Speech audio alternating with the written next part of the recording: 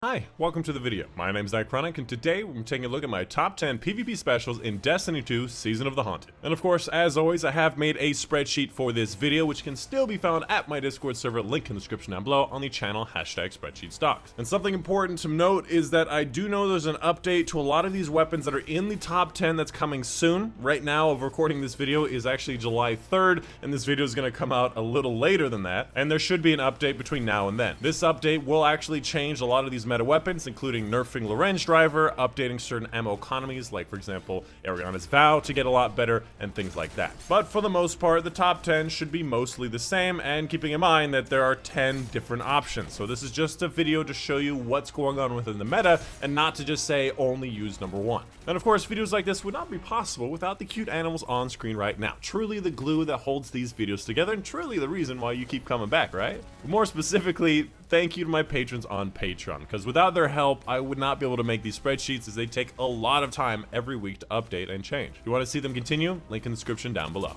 Without further ado, let's go ahead and get into it. On screen right now is my spreadsheet. All of it's, again, beautiful, dark themed, color-coded recommendations, catalyst information, links to quests, all that whatnot, for all of the PvP weapons. Keeping in mind, this is the PvP spreadsheet, so you can flip over to the primaries or the heavies from last season, etc, etc. And throughout this video, instead of going through just the top 10, instead we're going to go through each category of weapon, talk about why certain archetypes are better than others, and of course how they place within the meta. Keeping in mind that I can only pick 10 for this list, because 140 snipers not on the list does not mean they're bad, although trace rifles are pretty bad. In the first category, let's take a look at the glaives. And for the most part, the glaives are not really performing very well, in my opinion, in either PvE or PvP. As far as PvP goes, there's a number of different reasons. First of all, the ammo economy with it is actually kind of bad. I think you only get like 1 or 2 from pickups, and you need 2 to actually get a kill. Secondly, their shots are very slow, they take travel time, and they're very slow between shots. And the time to kill because of that is also really bad, especially when you're competing with a lot of special weapons that do have an instant kill, like fusion rifles, snipers, shotguns, etc. Obviously, there is the ability to actually block damage with this, which you do actually need to deal damage with a weapon before you can do that. And of course, there's the melee attacks, which seem to be the best way to use it. They just don't really feel like they have a place, because they don't compete very well in anything. Real quick, let's talk about the only hand cannon, Eriana's Vow, which might actually get a bit better after the update. Right now, it does suffer from not getting enough ammo. And on top of that, just like with the glaives, they don't one-shot kill, and you cannot make it a one-shot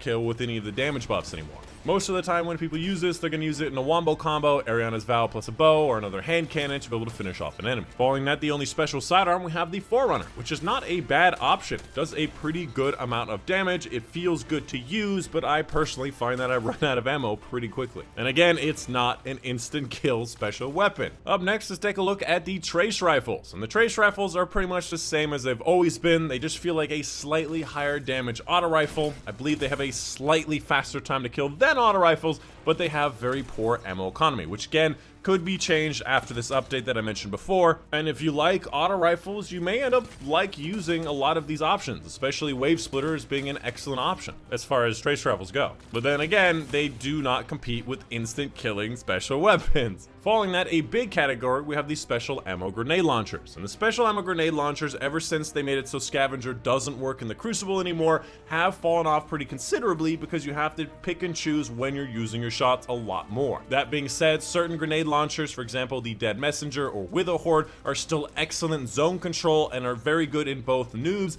and very high level play. And with that, we also have an honorable mention to the wave frames, which actually got double the range this season. Apparently it was a bug for a long time, and are a lot easier to use and control zones with. But obviously Wither Horde and Dead Messenger just have so much more effect, area of effect, or longevity. Following that, let's take a look at the snipers. Now, there are a number of highly ranked snipers at 9, 4, and 5 on this list, and honestly, snipers are doing fairly well these days. When it comes down to the different legendary options, we still find that the 90 RPM adaptive frames are still the best. They have been pretty much the best for years now, because they're that perfect middle zone of handling, stability, zoom, perk options, availability across the board. And this season, we even got a new one in the form of Beloved, which is literally the beloved sniper that people loved back in the day and is also really amazing nowadays. And fun fact, it has almost exactly the same stats as Adored and the previous Beloved, although slightly less zoom, which more people actually like. And furthermore, it can get that snapshot plus moving target, snapshot plus quick draw, or even the no distraction combo. Beyond that, we also like the 72 RPM aggressive frame snipers, obviously higher damage, a little bit more zoom, a little bit more range, and even though you can no longer one shot to the body with a damage buff like you could last season, it is still an excellent set of options with a lot of different options. Frozen Orbit, Succession,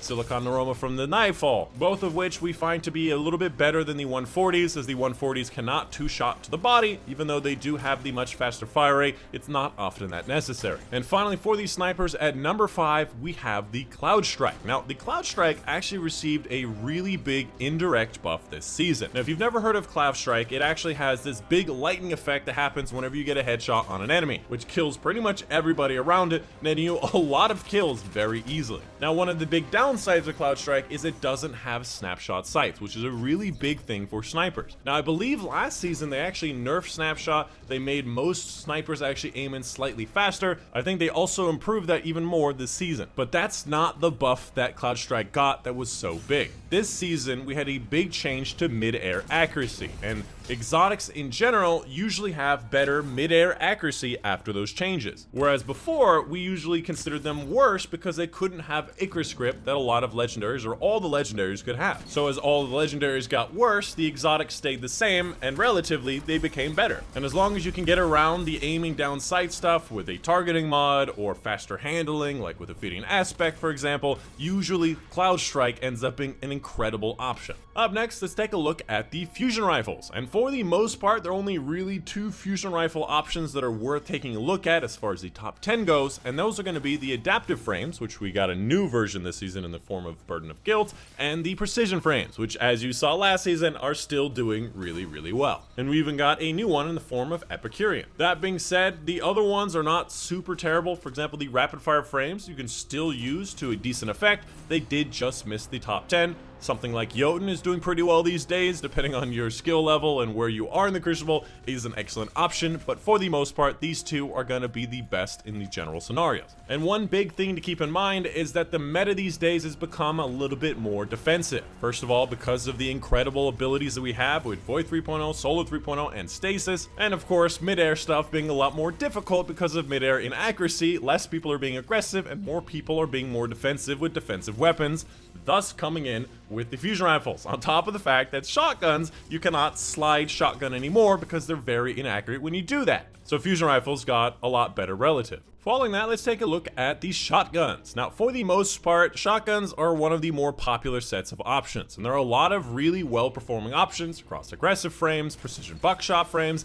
sometimes slug frames, sometimes exotic slugs, the lightweights, etc., etc. Shotguns are easy to understand. They obviously instant kill at certain ranges, and they're often very effective at handling multiple enemies at the same time. That being said, we have gotten nerf after nerf to a lot of different shotguns. Like I said before, slide shotgunning is not as effective as it was. Mid-air shotgunning is not as effective as it was. Certain shotguns that exceeded the meta, like with Chaperone and Duality getting huge multiple meters of nerf to their range, obviously impacted shotguns. First up, when it comes to the best archetype of legendaries, we have found that either the precision buckshots or the lightweight frames are going to be your best shot. They're performing very well in a good combination of stats across the board, with range, with handling, with fire rate, perk options, availability for both slots, etc., etc. We found that both of these options are excellent at what they do. The best of the best being things like Fractithist, Matador 64, Reese Walker, Wastelander, and the 7 Seraph CQC 12. The other legendary option worth using is probably going to be the aggressive frames. Again, even though they got continuously nerfed over and over again, they're still a decent option at a slightly longer range and slower fire rate. Bellwinter's Lie is still a very good example, or if you can get sudden death with Elemental Capacitor, a lot of good stuff. When it comes down to the exotics, we still find that even after the number of nerfs, Chaperone and Duality both kinetic and energy slots are still excellent option. However, a lot of the other regular slugs have kind of fallen out of the meta. Again, because of the mid-air inaccuracy stuff and the slight changes to flinch, it just became a lot harder to get those headshots. Chaperone and Duality obviously having a significant range advantage, and Chaperone specifically having Roadborne being an excellent range advantage. And finally, the last shotgun I want to talk about is going to be the Lord of Wolves, which I've placed at number 2 in this countdown for very good reasons. First of all, you should know that the Lord of Wolves got nerfed, doing 25% less damage this season. That being said, you can still kill pretty much anybody with one shot of Lord of Wolves, which should really go to show how much damage and over damage the Lord of Wolves is performing. And furthermore, you actually spawn in with 3 shots of this weapon, and the ammo economy for it is also just as good as all of the other shotguns. So you really have a lot of bang for your buck, doing incredible amounts of damage, being able to take out enemy supers, people in bubbles, people in wells,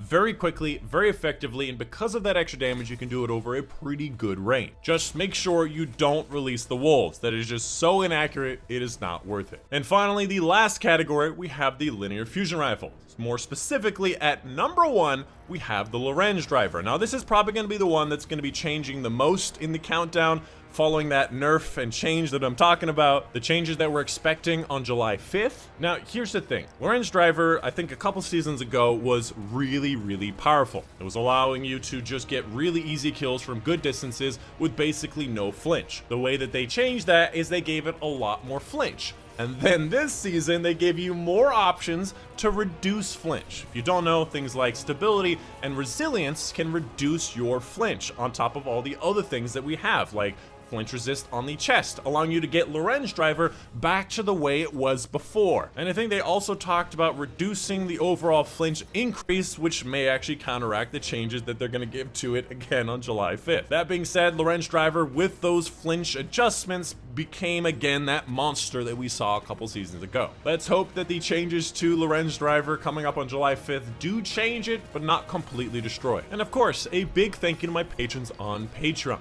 Specifically, a big thank you to Mom, Dad, Puzzlones, Unbox World, Mighty Sue Buckner, Soon Panther, Casey Reagan, follow the support on Patreon. And that's it. Hope you guys did enjoy. My name's Dychronic, and I'll see you guys on the next one.